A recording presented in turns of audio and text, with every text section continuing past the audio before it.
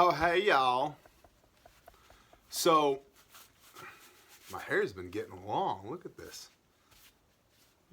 Dang old woman I'm married to is like, I like it when you have hair. Okay, cool. So, a lot of people, all the people, the tremendous people, they're incredible, knife hands, have been asking me, okay, so what's the deal with all this like team building for the end of the world? That's cute and all, but what do I do? How does that happen? A facet of that is being a valuable human being. So we're going to wax poetic on the value of a human being for a hot minute here and see if maybe we can shed some light on the subject. So we've done a series of videos here at this channel called Continuity of Community, which I think is really important, and it speaks to kind of my ethos of operating here, that the government, the government, man, has like 1/3 of its resources are devoted to continuity of community or continuity of government. We should probably devote similar time, energy, thought to continuity of our community. What do we do when things get sideways? It's not, at least for me, it's not just hope for the best, right? Well, I really hope Jim's not an a-hole. I'd love to know now if he is or isn't, okay? So, in that vein, continuity of community, I think it's really important that you build teams, that you have your groups, your tribe, your mag, your whatever, right? Your group of people. And that if you're trying to build a team or you are trying to become part of a team, you should be a valuable human being. Now, a valuable human being is somebody that I think one facet of that has useful skills. Not just the hard skills, right? It's not just that. Although, tactics and strategery are important.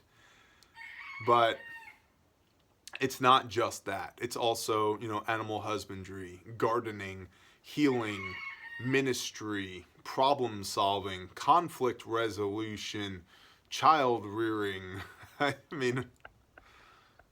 carpentry, plumbing, electrical, a tinkerer, a welder, a mad scientist, an evil genius, like all of these different archetypes of people.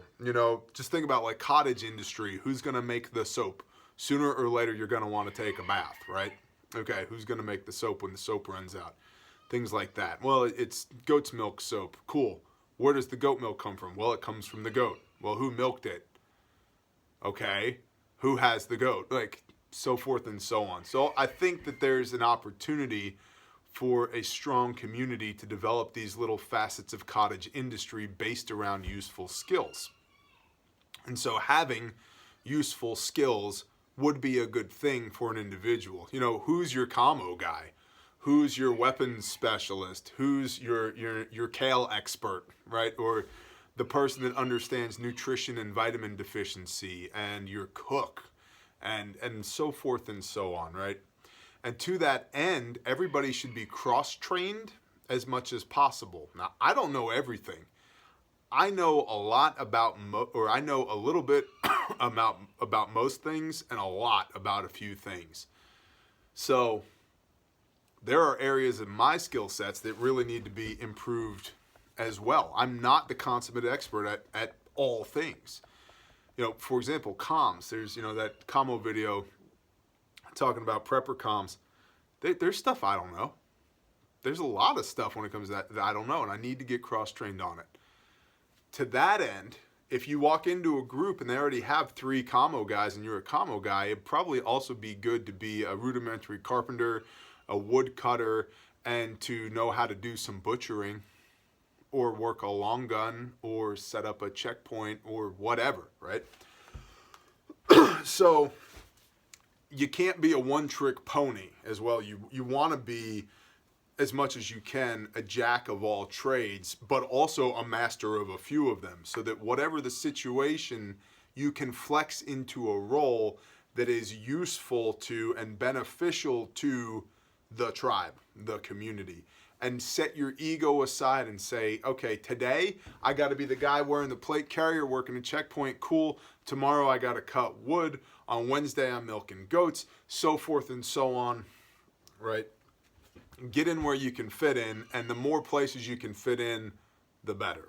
For the greater good of the community, not for your own self-gratification and fulfillment, right? Like, if you're good at milking goats but you don't enjoy it, but somebody needs to milk the goats, guess what, brother? You're milking goats. And if I, like, for example, I do not like butchering birds. I just think they're nasty. I'd much rather butcher a ruminant, you know, four-legged animal with a split hoof and a four-chambered stomach. Like, they're all put together the same way. Like, it's the same pattern of animal. They're quick, they're clean, they're easy. I'd much rather butcher one of those than like a chicken or a duck. Ducks, I don't like butchering ducks either. But I know how to do it. I'm pretty good at it. Guess what? If we need to butcher chickens, I'm probably going to be the guy. Doesn't matter whether or not I want to, right? It needs to get done, so I'm going to do it.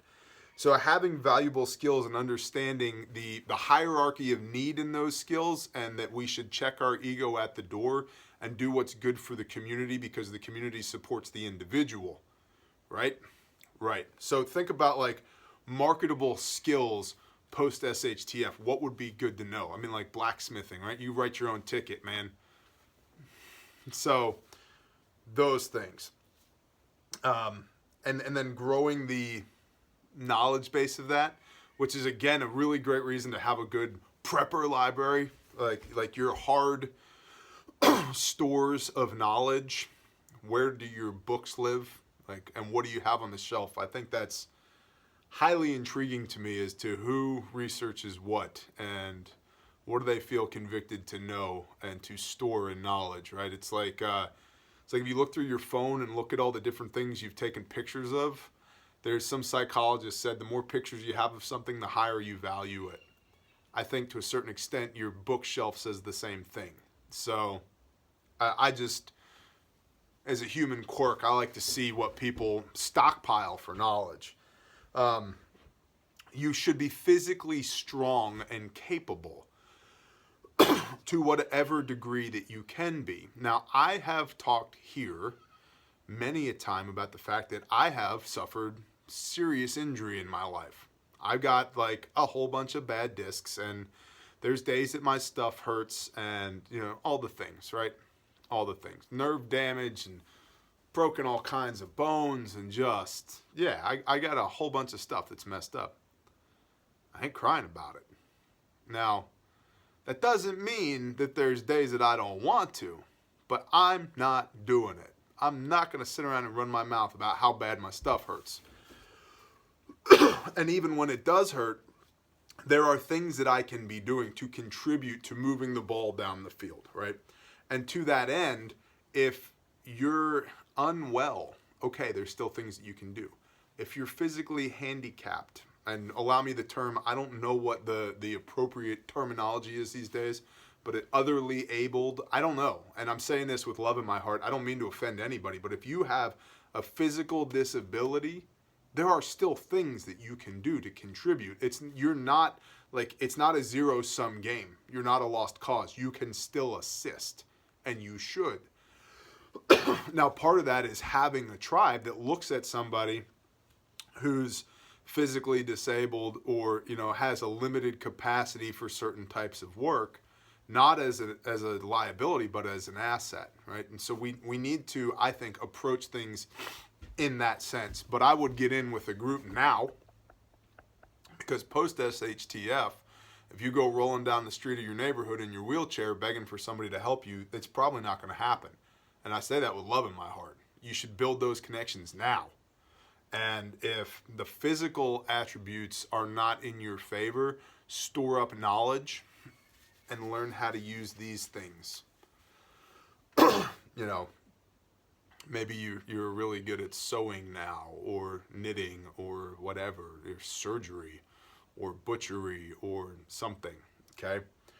But there's no excuse for any of us to neglect our physical well-being, regardless of circumstance. There's something you can always do. If you're in wheelchair bound, do dips. Work that upper body, right? Do it. Upper body's shot, cool. Do leg presses, run, jog. Your knees are messed up, walk violently. Back's messed up, figure it out, man. Like, there's stuff that we can do, and we should train our body physically for all of the reasons. Strong people are harder to kill. That's just a fact, okay? Strong people are harder to kill, and this is a longevity game. That's what this is all about, is longevity. Then there's the mental, emotional, spiritual aspects as well. I think spiritually speaking, you should be squared away. Well, what does that look like? Man, I'm not here to preach at you. I think that you need a relationship with the creator of the universe. And I think that, like, that's number one. And then number two, you need to discern his will for your life and then do it. Pick up your cross and bear it daily. You need, my opinion, which is why you're here watching this video, I believe you need to do that. And I think that it's important that the other people that you plan to spend your time with post-event are of a similar mindset and conviction as you, because it eliminates a lot of the potential friction points if we can all agree that we have a higher order of morality and ethics that we will abide by regardless of circumstance. I think that helps a lot. The mental and emotional strengthening,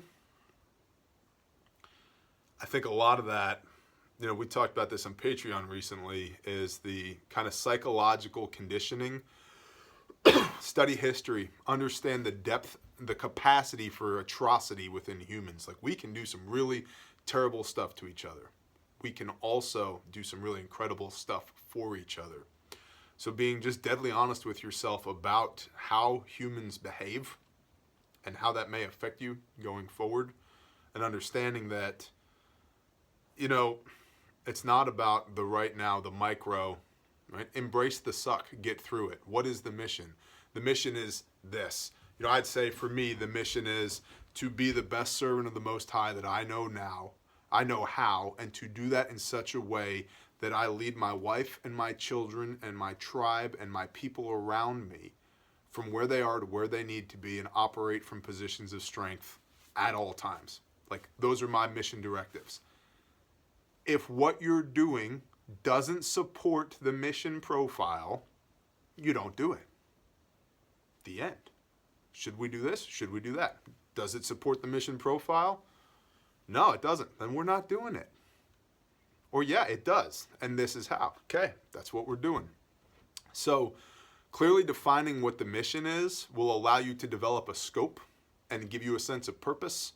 And then you can act upon that scope driven by your sense of purpose to accomplish your goal, to accomplish the mission. So that's a big part of the kind of the mental conditioning for me, is why are we doing what we're doing? What is the mission? Because if I know that this contributes to the betterment of the whole, it doesn't matter that this sucks, or I'm uncomfortable, or it's cold, or my toes are wet, or my back hurts, or whatever, right? It's the macro big picture there of, I'm doing this so that my kids don't have to live under tyranny, or I will not let my brothers down, or I will not let my wife starve to death, or whatever, okay?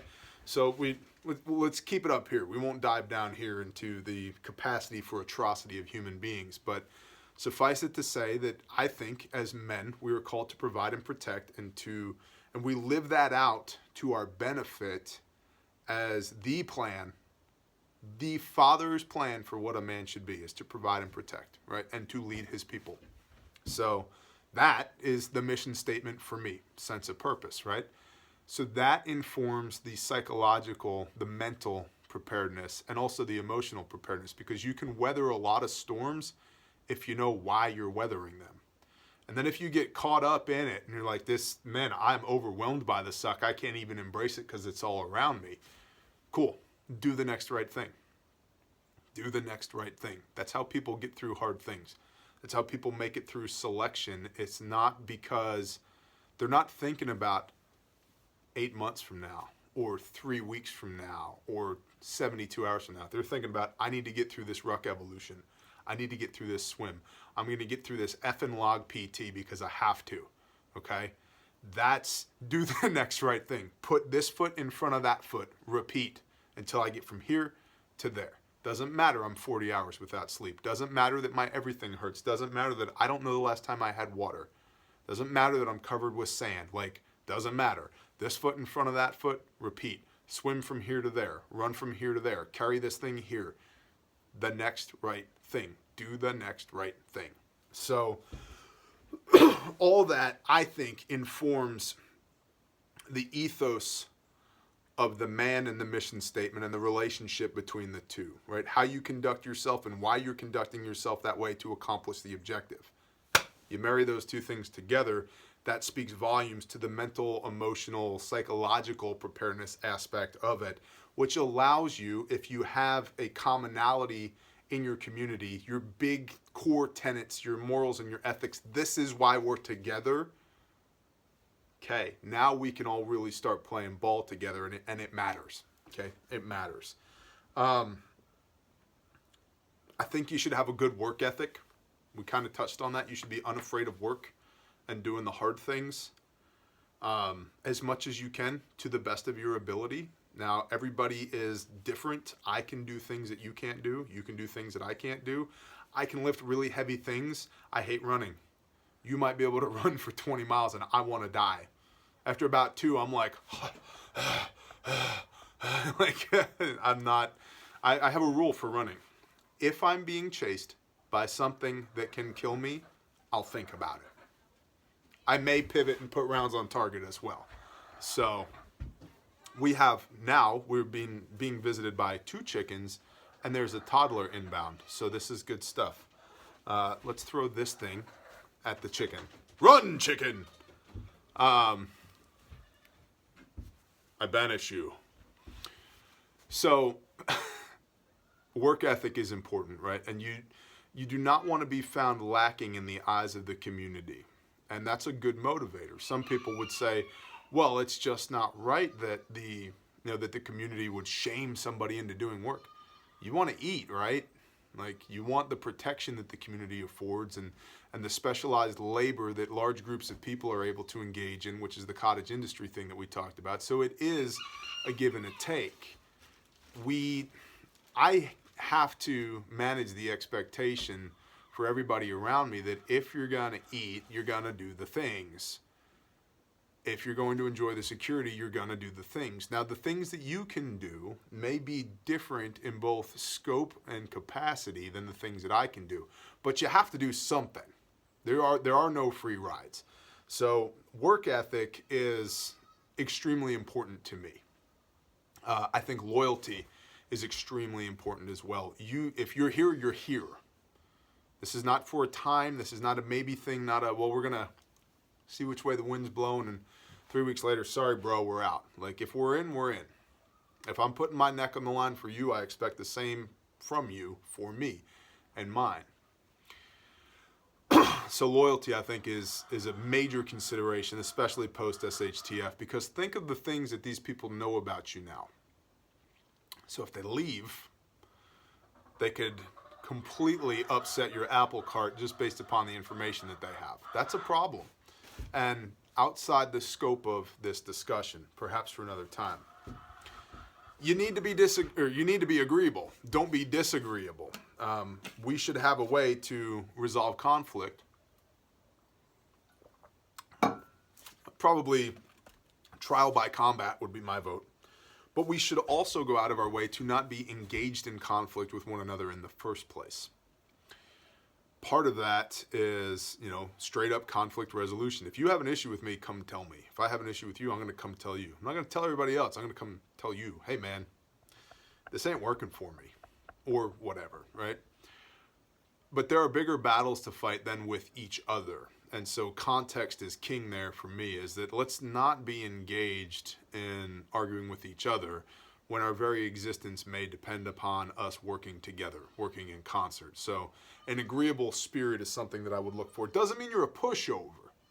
It doesn't mean that you can't speak up and voice your opinion, that we can't have discourse. We absolutely can.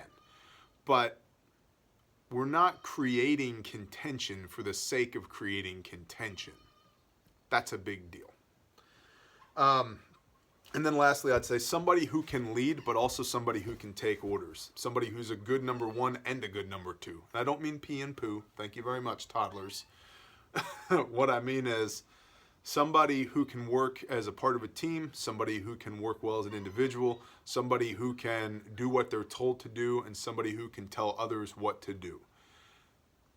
Not everybody can check all those boxes, and that's okay. But at least being mindful of that can give you something to work towards as far as a benchmark of things to aspire towards as your spirit and your conviction, to be somebody that does work well with other people, to be somebody that when action is required and everybody's standing around, you can say, hey, let's get busy. Let's do this thing.